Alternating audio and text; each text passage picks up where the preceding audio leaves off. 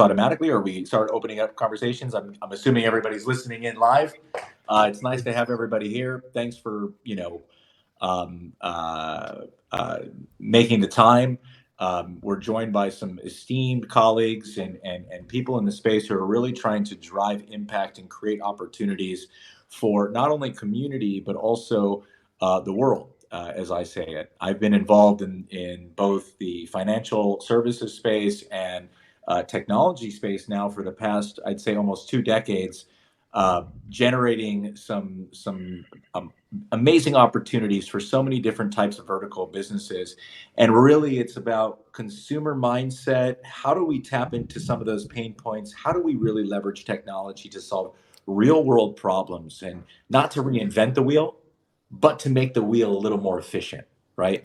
And I think some of the colleagues who are joining us today to talk about the alternative digital asset space are going to really, give the viewers and listeners something to think about.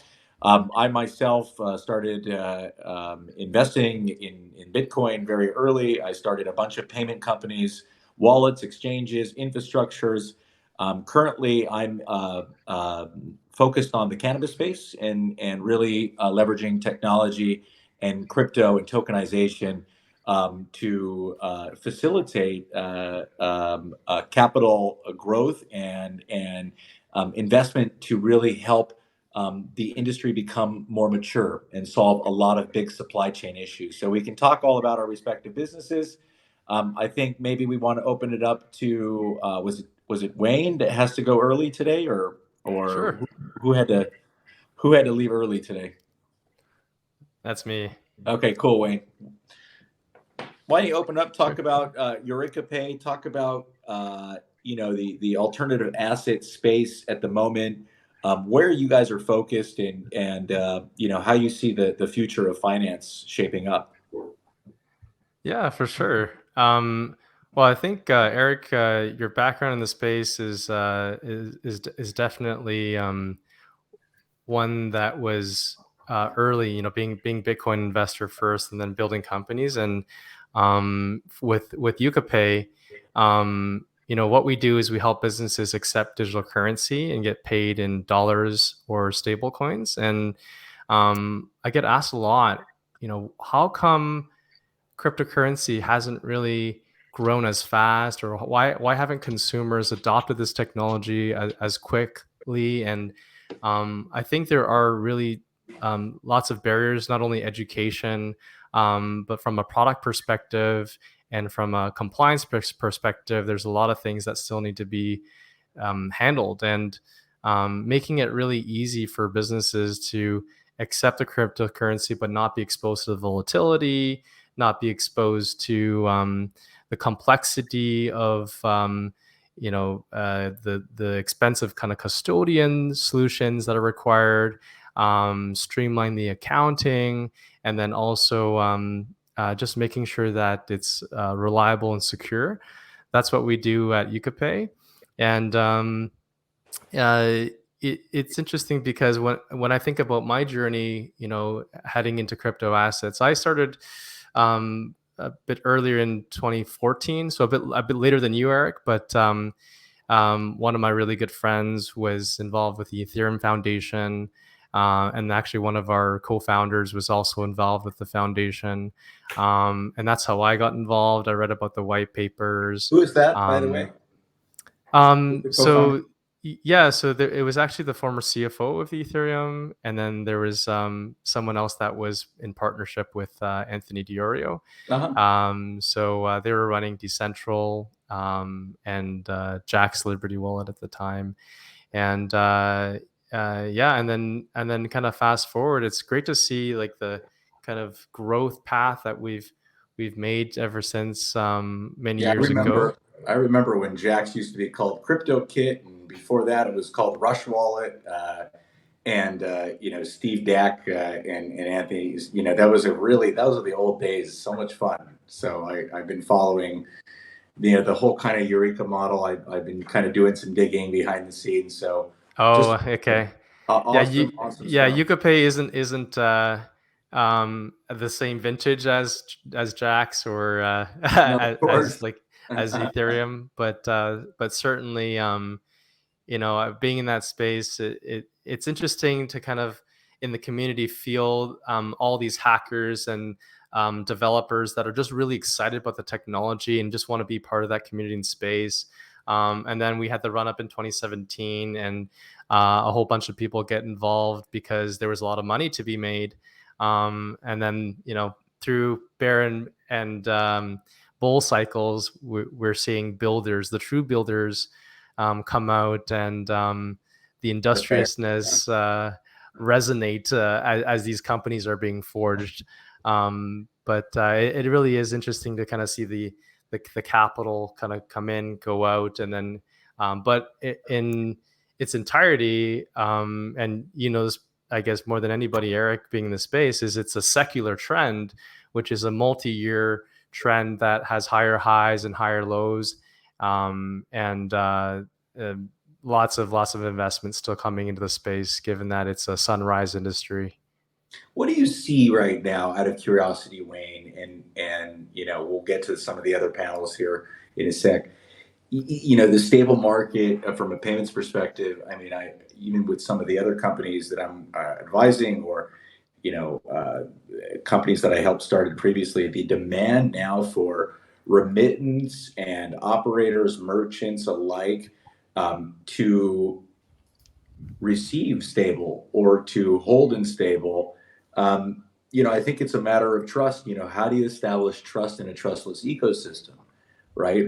The only reason why we wake up every morning and say, "Hey, I'm happy today to accept 3%," is because we can call our bank and basically yell and scream at them, right? And we can blame them for things. So, what are you doing and what are you seeing? I mean, I'm seeing this massive transition and mindset now of like acceptance to go, you know what?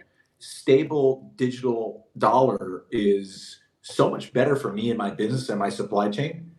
So I'm going to go in that route, right?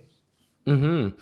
Yeah, certainly. I guess like the in terms of the normal distribution curve and the companies that are choosing to be that 10% of early movers, and getting involved in new technologies, some are opting for stable coins. I think I saw a graph the other day that was like, USDC has done a 10x or something in terms of market value over the past couple of years. And that's the silent story that not really many people have been talking about. You should see the original. You should see the original pitch deck from Tether. I was speaking with Reeve Collins, who part of the original team with Brock and Craig Sellers, Yeah. and the original pitch deck and the projections for Tether.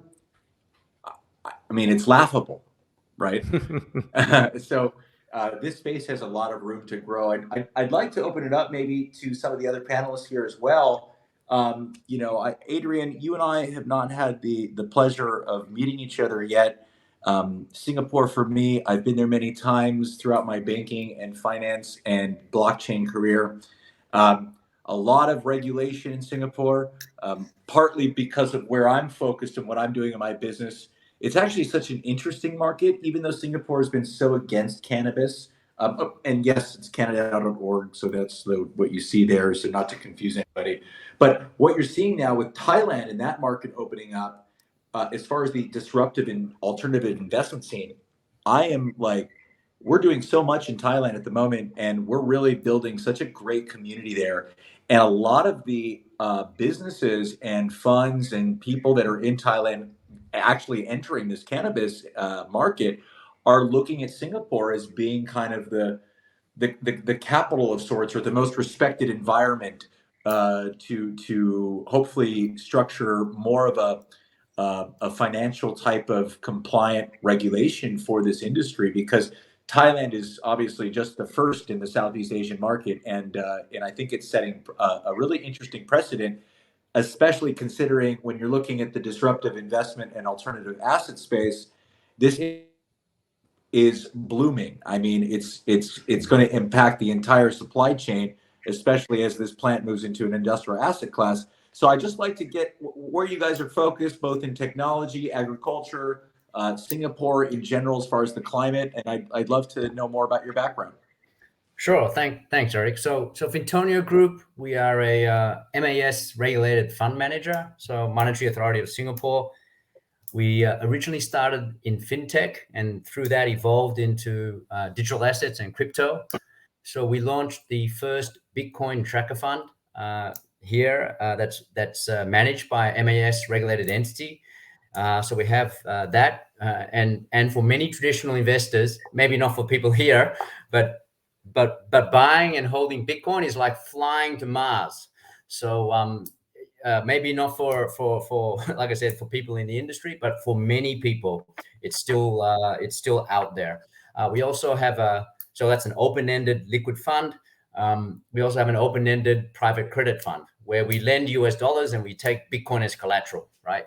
And if you're in financial services, the volatility and Bitcoin's great collateral 24/7, 365 days a year. You could be sitting in Toronto, Tel Aviv, or Monaco, and we can still hold your Bitcoin, right?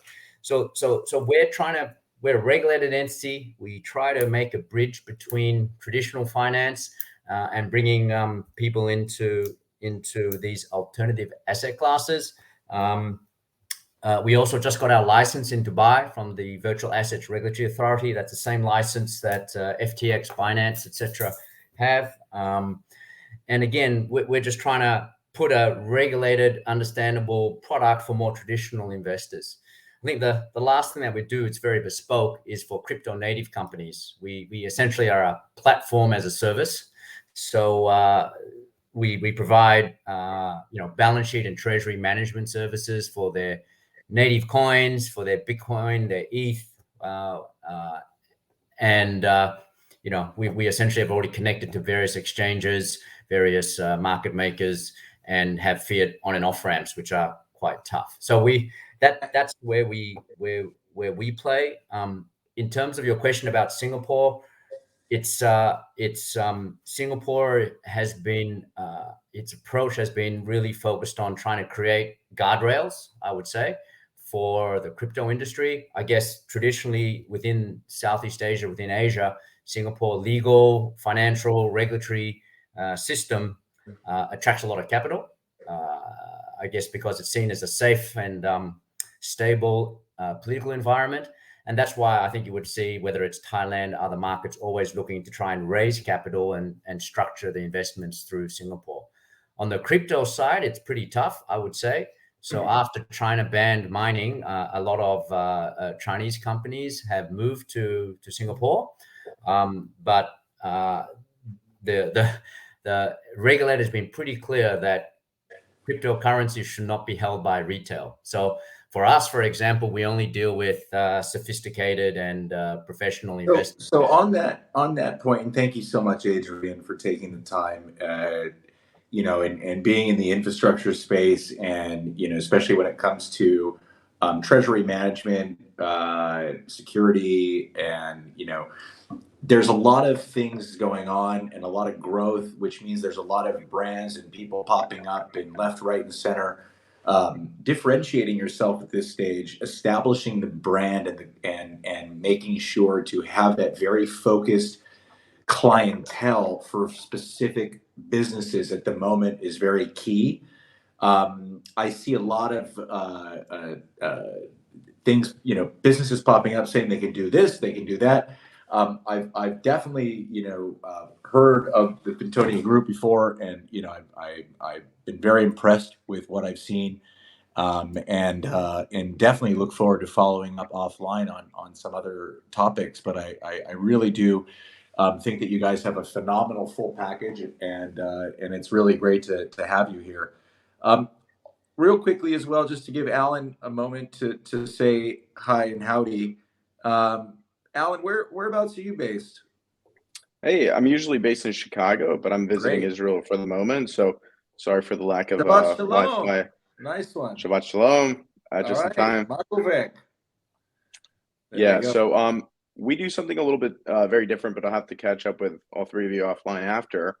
So we do purely algorithmic trading, systematic trading specifically. So we use a subset of machine learning called reinforcement learning that essentially learns how to trade any crypto asset at any resolution from scratch, right? So it can trade Ether, it can trade BAT, it can trade Solana on any resolution, whether it's 15 minutes, 1 hour, 8 hours, whatever it is, and it learns how to do that completely on its own.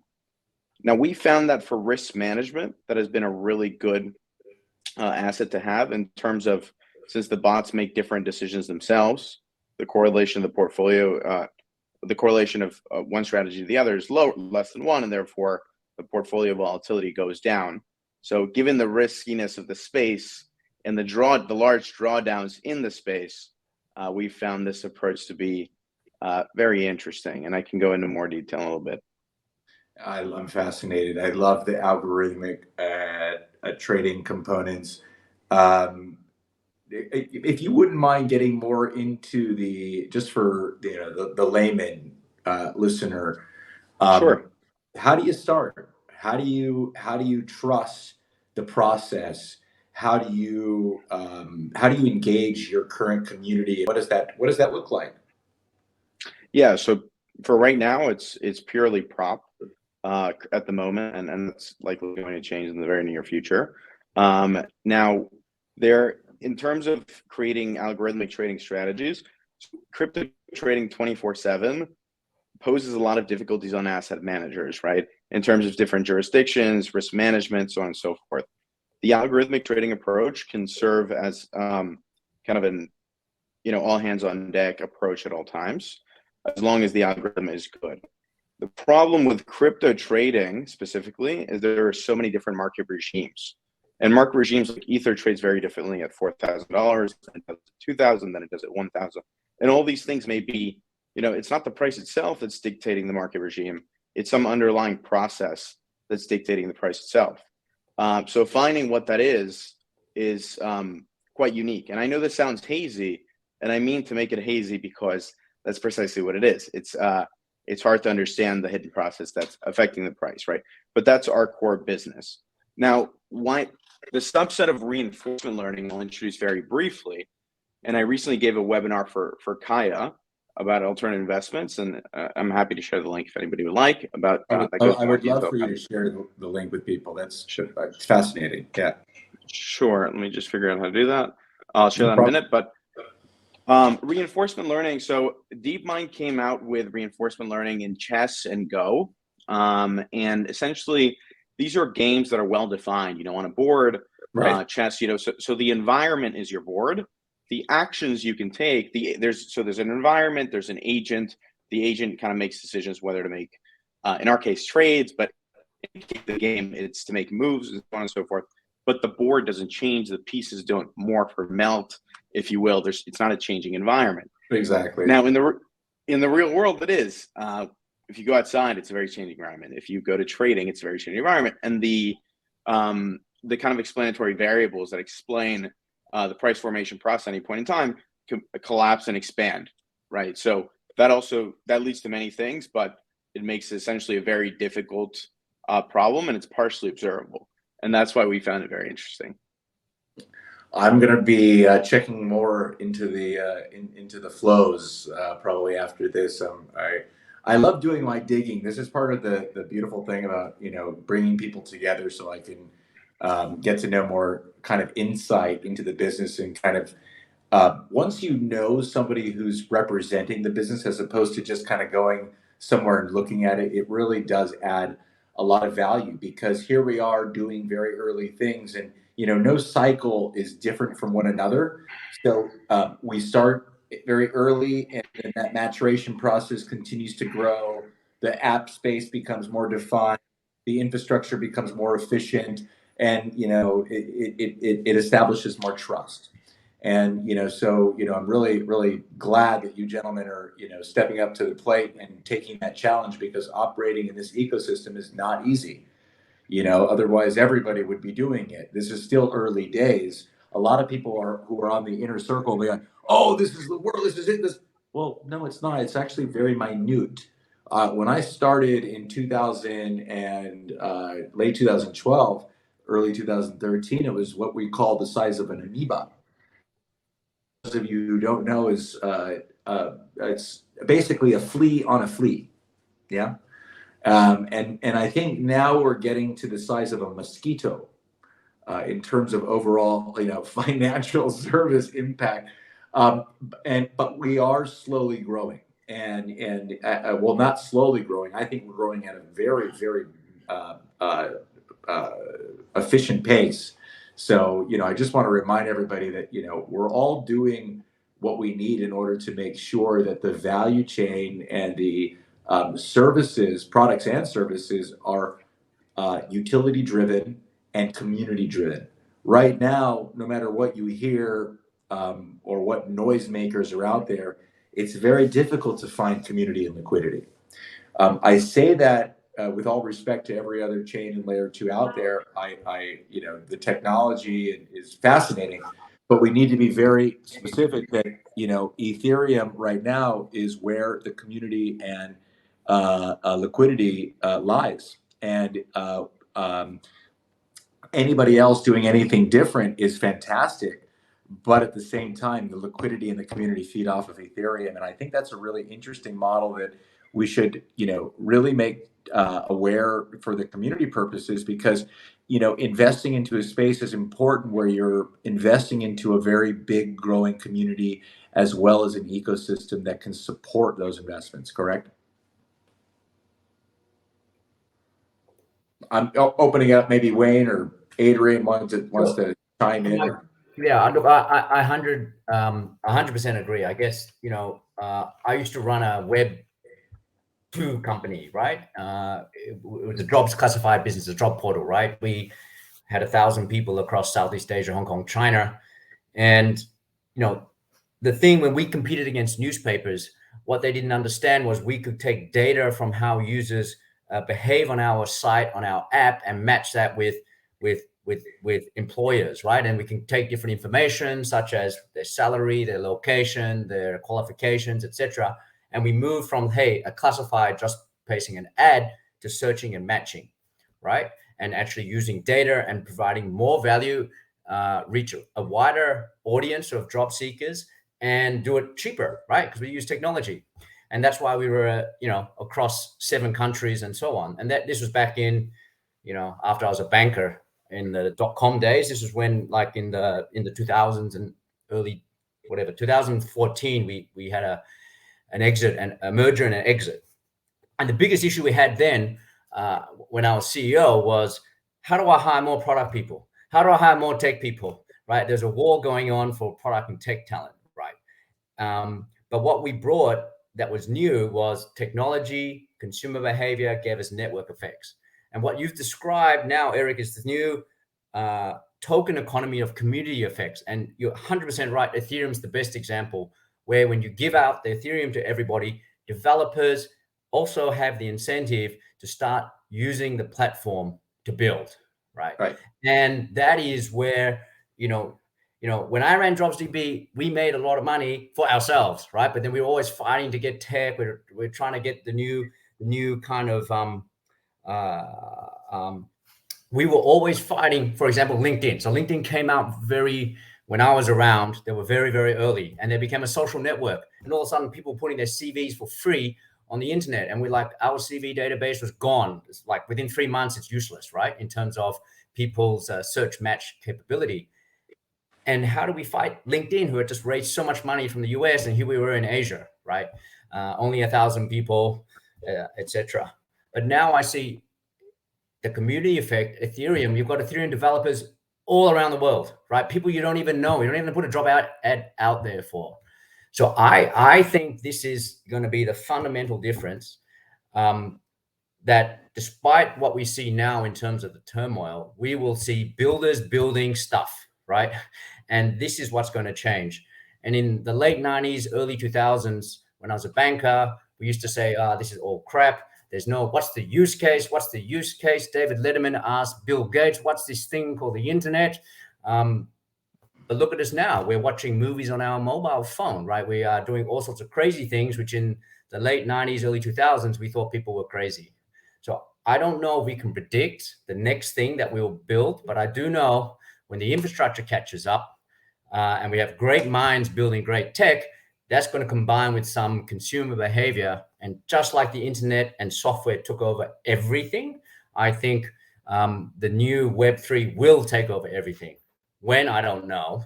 What exactly, I'm also not sure.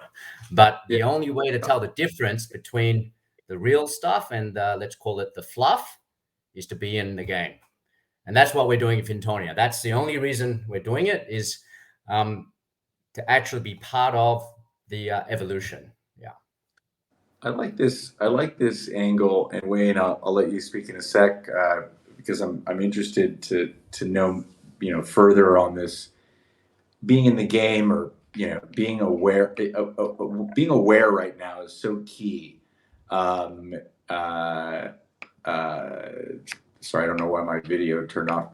Being aware right now is so key. It's so important that we remain impact focused as well, because humanity and people, it's so important that we look at some of the problem areas, because technology has a way to really solve a lot of big problems. And for humanity itself, and this is something that the United Nations are behind, and loads of others, it's important that we start really looking at what it is we need in order to not die, or what it is we need in order to not kill ourselves, or what is it that we need in order to really unite to fix problems in the supply chain and make this world a better place. And I think a lot of what we're doing collectively, especially in the alternative asset and in the disruptive environments, are all leading to making sure that we respect and take care of this world and improve humanity for the sake of staying alive. It's such an important thing that I think we forget about. And we're all doing our bit to contribute to a bigger ecosystem, and a more important ecosystem, I think, in my opinion. Wayne, please go ahead. Well, just vibing off the point that you mentioned about Ethereum and Adrian's point about the history of the web, I just wanted to add a couple comments and then kind of Please.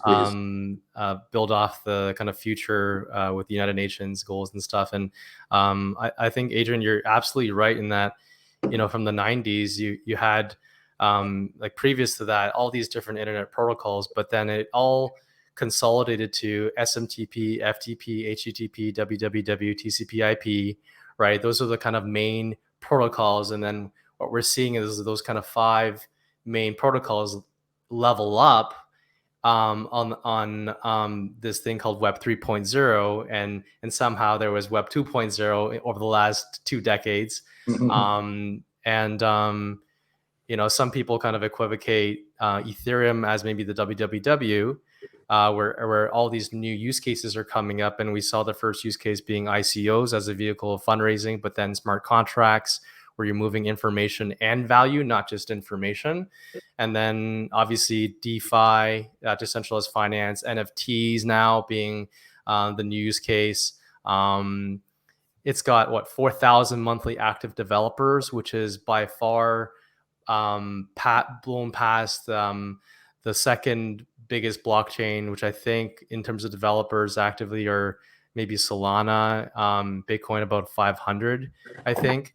And just to Eric's point, liquidity and community, just reinforcing that Ethereum seems to be that front runner, and where a lot of these use cases are really popping up. And then going back to like your point, Eric, about United Nations goals and for humanity and what it means for people, at EukaPay, it was also baked into our mission to really radically reduce the lower the cost of transacting.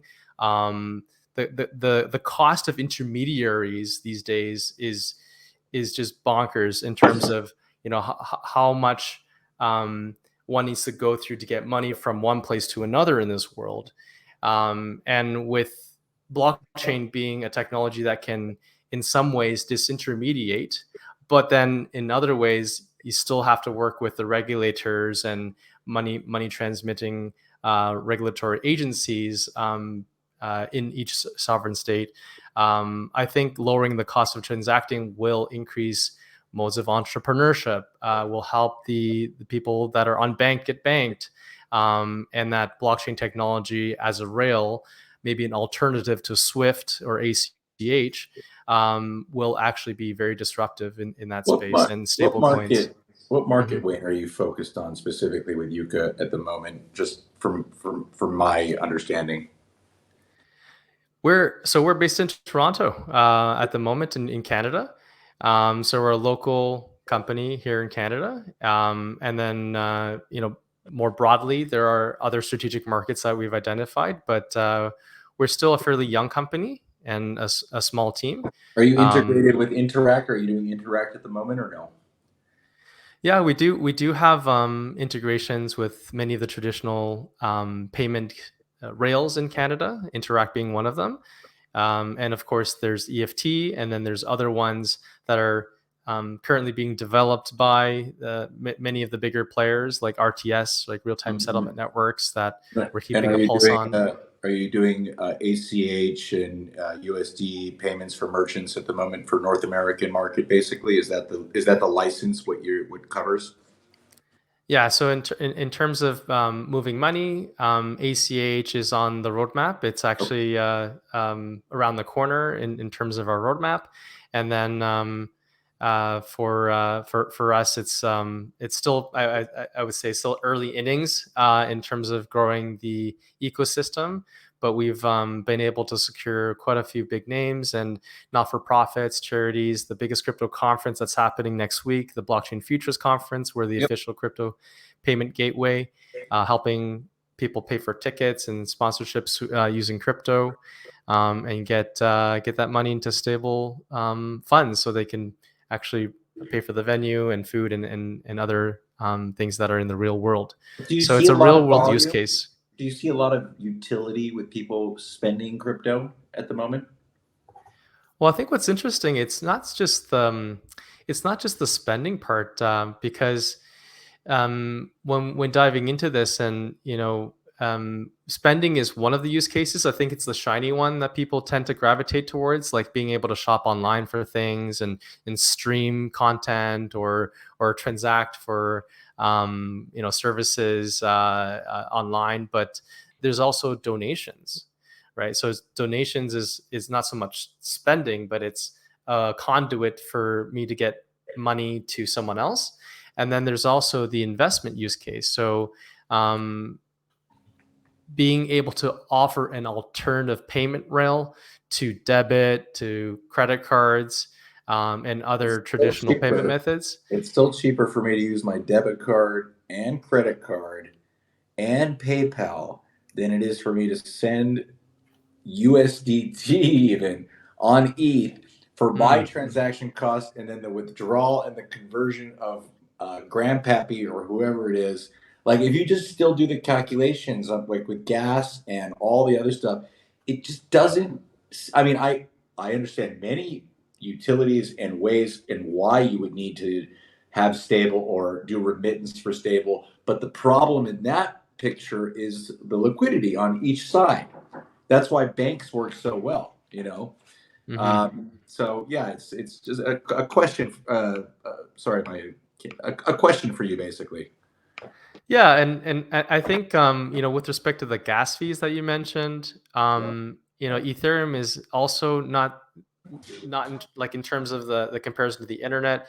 It's also not as mature as the internet, but we do see very promising technologies that are coming in terms of sharding, ZK rollups, optimistic rollups. These are sort of like Ethereum as layer 1. There's other layer 2 technologies, and even Ethereum as layer 1, it's also upgrading. So the way I see it is like iOS or Android, we see updates all the time, or even to our operating systems, they're being upgraded all the time.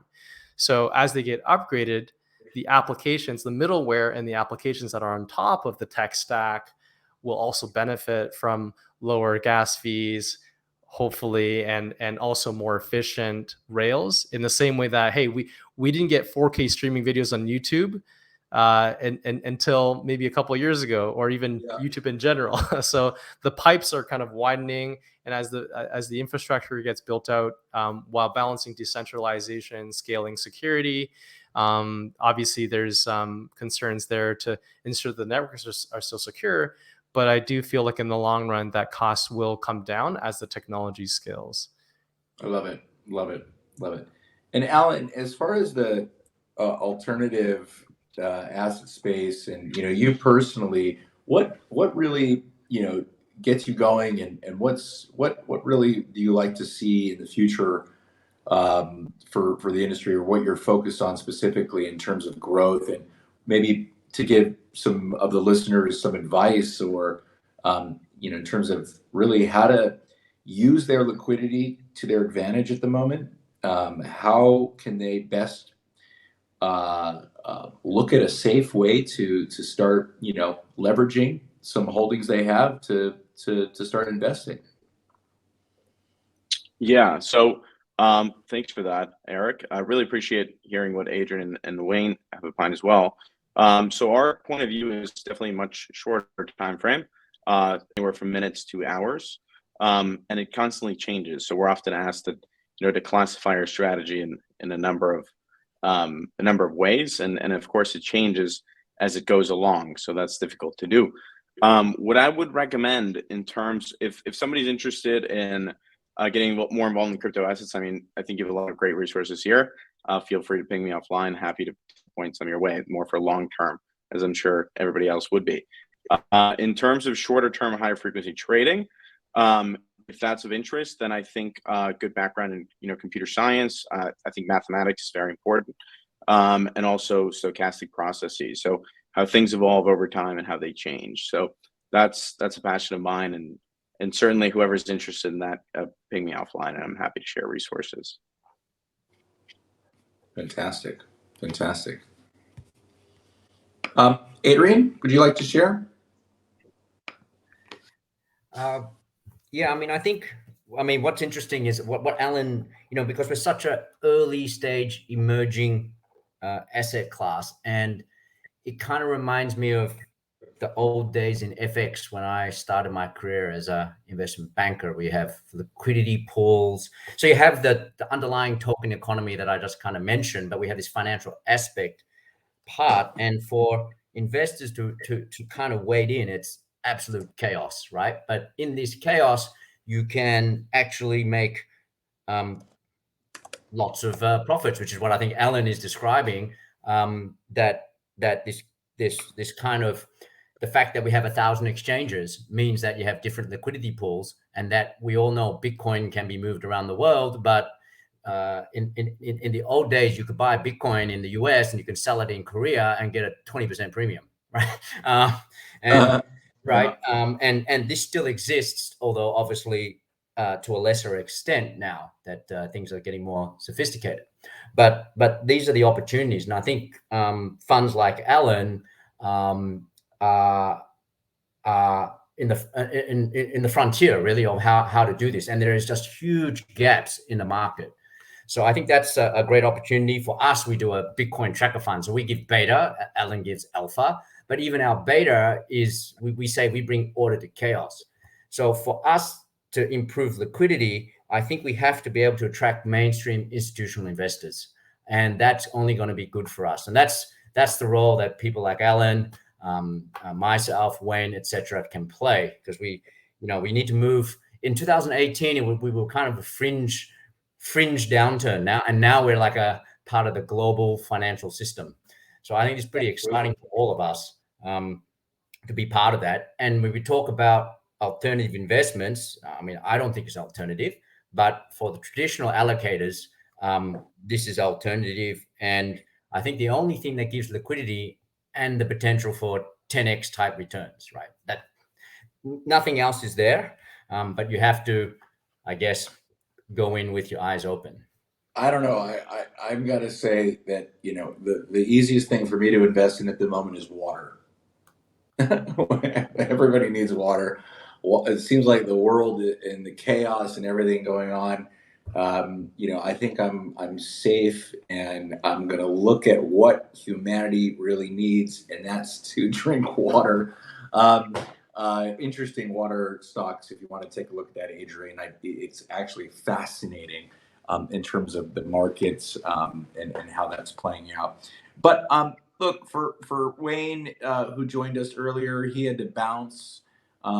He had to go to another meeting and an event. I know that we're approaching the 45 minutes or an hour. I did want to open it up to some of the audience to ask any relevant questions. Happy to discuss anything related to the topics that we touched upon today, or even anything else that the audience might have to share. But additionally, I think that the space right now is so peculiar. A lot of people don't know really if this is going to happen, if it's not going to happen. Are we going to see Bitcoin shoot back to the moon? Will it get to this 250K? I've always looked at this space as anything else, and I've always looked at it as far as being transformative. And when you look at something that's so transformative, you have a lot of components in there which really are opportunity to create greatness and pushing boundaries and being able to create opportunities of greatness for people to utilize and benefit from is really what has driven me for, well, almost 2 decades now. And that's even before my crypto career. And it's just so fascinating to see how the cycle repeats itself, and we all need to do a much better job to educate and provide the right parameters for people to really access. And education is such a big deal. I mean, 99% of the world still thinks that cannabis is going to kill you. You know what I mean? So it's things like this that we're going through on our side to say, hey, no, you know what? It's not actually. It's actually here to replace concrete, or it's here to clean up the air quality, or it's here to save lives, or it's here to make clothes. So there's a whole educational and component for a lot of what we're doing here. And we're only here now 10 years into where we started, 11 years, whatever, because of the education, because we've had wonderful organizations and entrepreneurs and visionaries and people that have really put their foot down and put their brain muscle to use to allow all these wonderful things to really be showcased. And it's been such a privilege for myself to be a part of that and to be involved in such early companies and investing in some great companies, and now being able to also have my own United Nations kind of focus and initiative to really focus on humanity and leveraging and combining technology. So let's just look at the chat here. We have a question from Margaret Gonzalez.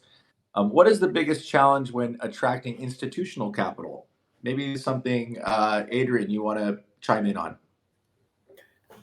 Well, I think, given the nature of the asset class, I think there's a couple of things that we face. One is, I think you pointed out, Eric, is just education generally of different asset classes. So I think this is very new. Not very long ago, Bitcoin and crypto was associated with with a negative perspective. So I think education is one. I think the second one is the track record. I mean, it's a very, very new asset class. If you compare gold, which has been around forever, then you say, hey, what does Bitcoin look like? And it's been 12 years. So I think they're the two aspects. But what's interesting is that institutions, at the end of the day, are driven by ultimately the people on the ground, right? So when I guess the everyday person says, I'm interested in crypto and I'm Bitcoin, and then they talk to their banker or they talk to and so on, it eventually rises up. But I think the biggest challenge today is education and the track record, because institutions by nature are conservative. Absolutely. I couldn't agree more. And then for Alan, so a question from Samuel Dye, I believe how to pronounce it. If I'm butchering people's names, forgive me. But it says, I know reaching the minimum AUM to become investable by the institutions is a common hurdle. So I think that was probably just a comment to the previous question. Now, just in regards to the investment space, I think for people also, do your research. It's so common that a lot of the noise and a lot of the links and Telegram groups and Discord groups, and for a lot of the people that just get involved, I just want to make sure that people don't get what we call in the American language. I don't want to call it English language because it's not even close, but in the American language, we call it trigger happy, right? This whole like, and that trigger happy that don't click to deploy too quickly. Don't just, the research shows that 88%, I think, of users or investors or anybody that gets documents or whatever read absolutely nothing. Just please don't click links in this space without doing your own research. Don't accept to join. Don't connect your MetaMask. There's always really, really, really small, itsy bitsy, tiny print that will fuck you or take advantage of you. Or there are ways in this ecosystem which really are very clever, and you need to be careful. And I really just want to make sure that from a community perspective, people pay attention to that, because it's so dangerous right now, especially when you look at the security space with Discord and with Telegram groups and anybody that's claiming, hey, mint this and claim that, and we're going to give you free money. Well, let me tell everybody something. It's a little secret. My grandma told me this when I was young. Ain't nothing's free. Okay. So just be careful. Make sure you read all the T's and C's and just understand what you're actually doing before you get involved with something. That's all. Grown-up stuff. And Eric, if I can add to that, I totally agree and echo your sentiment. It's also very easy to get caught up in calling things alpha without even really knowing how to measure that alpha or relative to what. So if you're trading a specific asset, and let's say you're long only, you can either buy or sell, you can't short, no leverage. Make sure to track against that asset and make sure that you're tracking numerous trades. I think that's really important, because it's really, in the space, it's gotten overwhelmingly easy to call anything alpha without it tracking to anything. 100%. What do you think of another question from Samuel? What do you think of Web3 DeFi projects that are bringing elements of TradeFi to democratize wealth? I sat with a project yesterday launching a DeFi M&A platform, which will also fractionalize ownership of real assets via NFTs, for example, commercial property.